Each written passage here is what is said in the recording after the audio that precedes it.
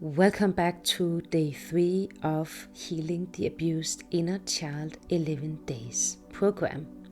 I am so excited for day 3 and this topic that we are going to dive into.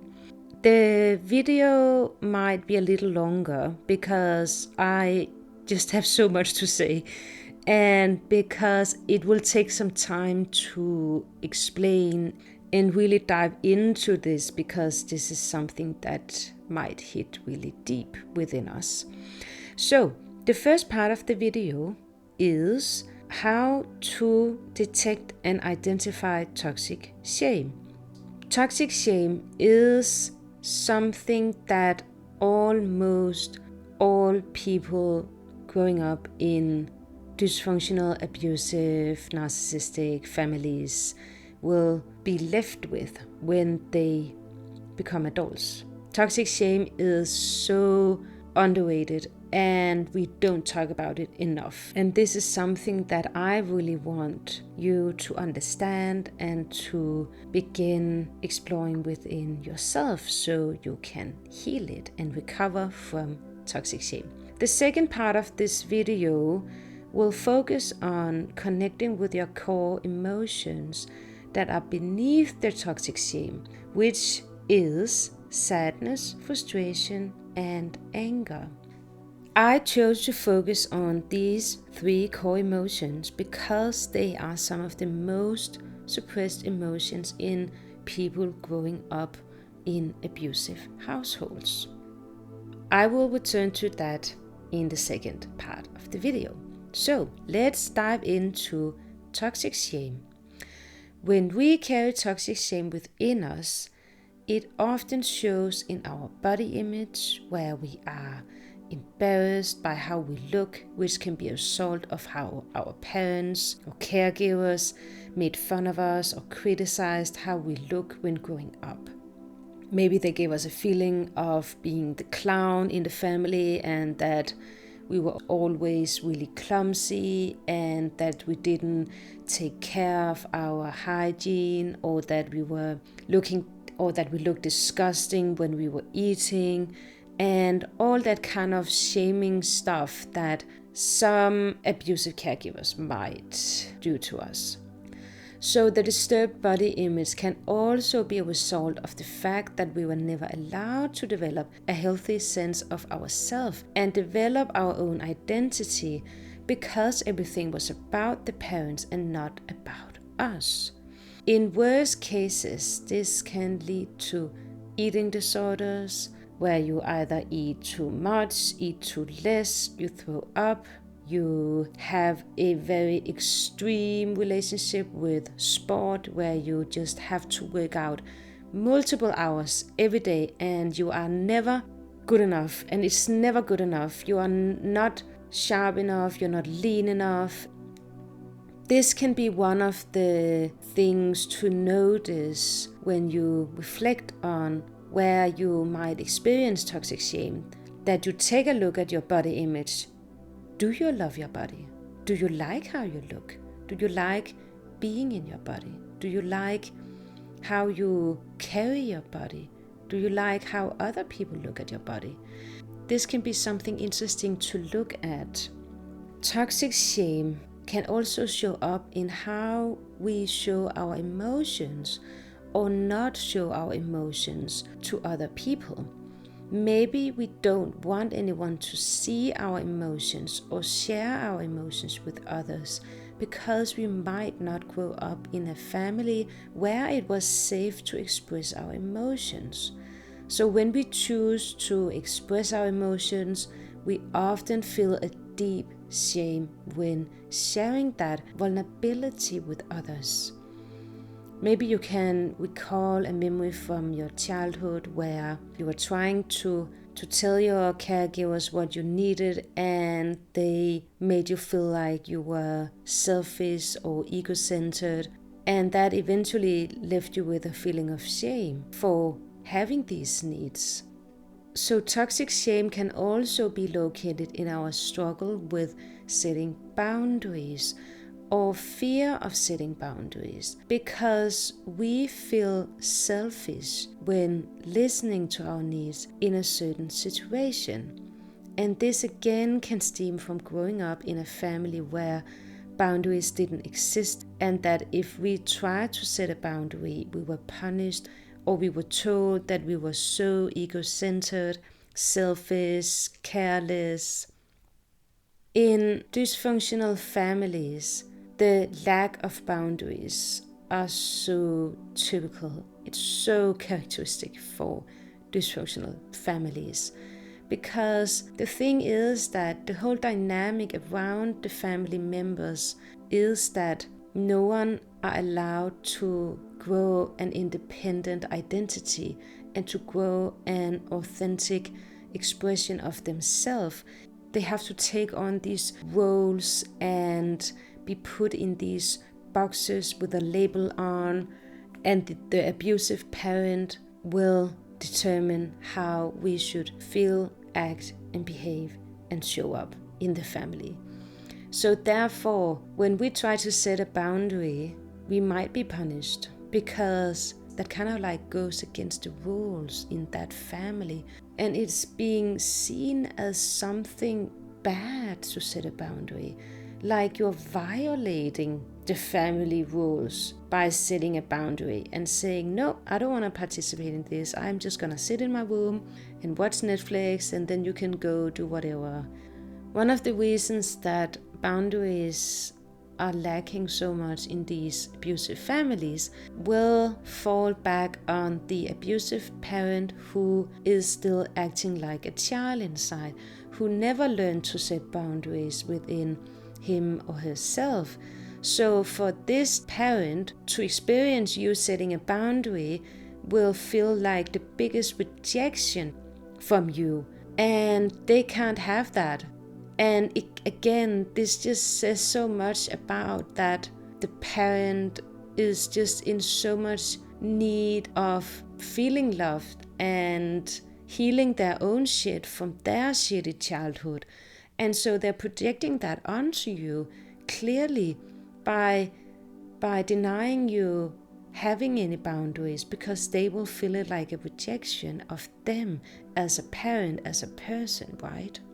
All right, so that was the first part of this video about how to identify and notice toxic shame within your life. Of course, there are many other areas and aspects that we could look at, but I won't have the time to go through all the other areas. So if you're interested in that, I highly recommend that you go look for that in other videos on YouTube.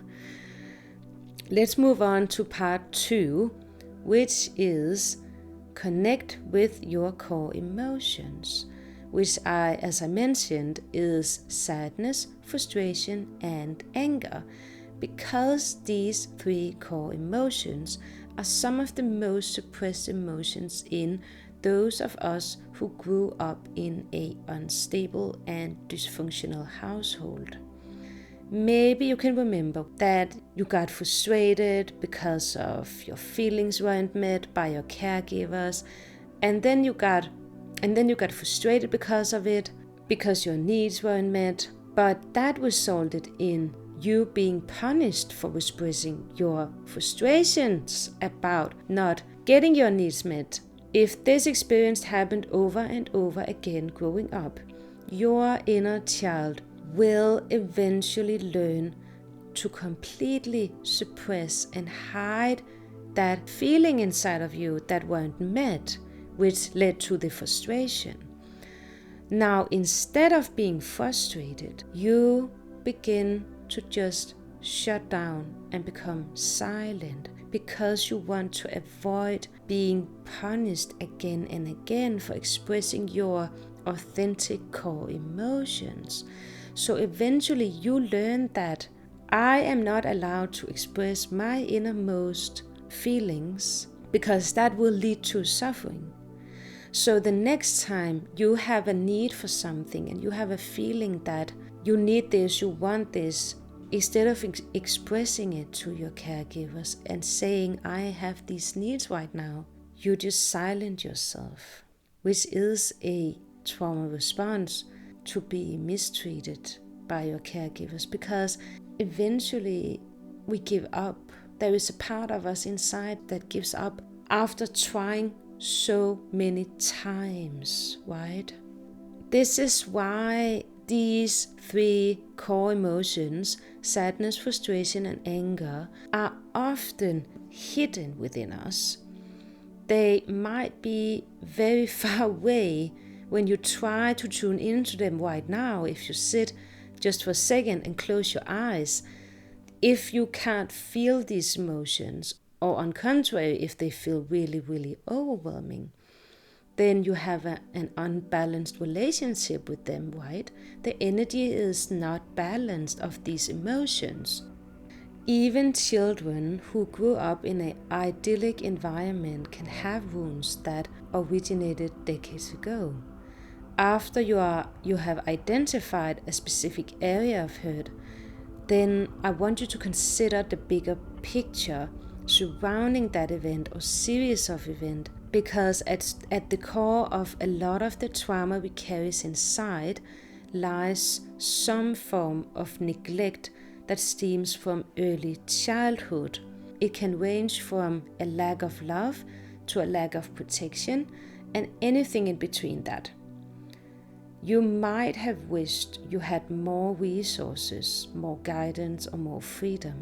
And therefore, I want you to allow yourself to fill that void again and recognize it for what it is, instead of trying to cling on to this fantasy family that doesn't exist, this illusion about the family that you never had. Not all inner child work will bring up feelings of resentment or anger, though some actually might. For instance, you may feel remorse at your parents or furious at a friend or family member.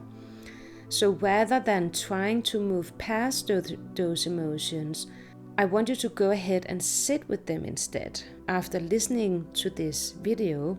And this might mean experiencing rage, sadness, emptiness, or embarrassment all over again. But often the only way to move past them and find true healing is to face them head first. With that being said, of course, be easy on yourself, because this might be really, really tough for you to go through. And you might not work through everything in one day or one visit, and that is okay. So I want you to give yourself space and time to process this journey. And just because I am releasing the next video the day after this, that doesn't mean that you are forced to watch it the day it's being released, right? You can take this in your own time. You can say, I'm going to just watch one video per week, because I need time in between. I need time to reflect on this. I need time to tune in with myself. I need time to sit with my uncomfortable emotions. I need time to connect with my inner child and gain trust with it. My point is that this healing, recovering process of your abused inner child can only look the way you want to look. It's not going to look like other people's experiences, other people's journeys. This will be unique to you, because you are going to tune in and ask yourself, how do I want this to unfold? Because the most important thing you can ever do while committing to this 11 days program is that you don't abandon yourself in the process of succeeding or accomplishing some end goal that you have for yourself, right? You're already there. I want you to really, really remember that.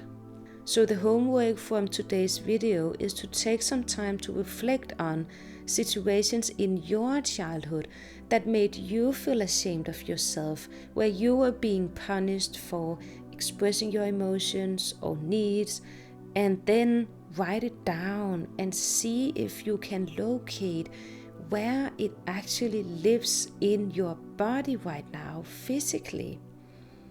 After writing down these memories, I want you to write down next to it what you needed from your caregivers in these situations, what you wish they had said to you, what you wish they had done instead of what they actually did that hurt you. So tune in with yourself when remembering the situations and the emotions it created in you, and then imagine you experiencing how it felt like to actually receive what you needed in the situation. In tomorrow's video of day 4, we're going to look at mapping your wounds. So we are going to create a childhood timeline for you. I am so excited to be back with this topic in tomorrow's video. I hope you're doing well. I hope you're taking care of yourself. I deeply hope you're taking breaks from this in between, because it can be a lot and it is an intense program. So be gentle with yourself. Reach out to me and I will be happy to guide and support you. Until tomorrow, have a great day. Bye for now.